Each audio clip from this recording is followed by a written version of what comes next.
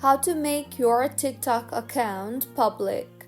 Hello everyone, I am Bishaka and welcome to our channel. Now let's get right into the tutorial. Firstly, go ahead and open the TikTok app on your device. Make sure you are signed in, and if not, then go ahead and sign yourself in. Now go to your profile by tapping on the profile option on the bottom right of your screen, and further tap on the three lines on the top right of your screen. You will see the option for settings and privacy. Tap on that and further tap on the privacy option under the account tab. In the interface that you will be led to, go ahead and toggle off the button for private account.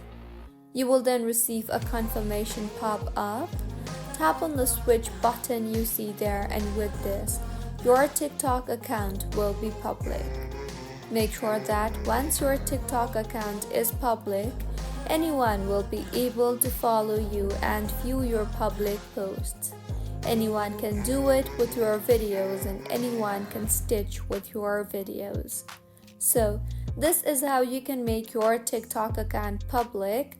If you find this tutorial helpful, please like the video and do comment if you have any queries.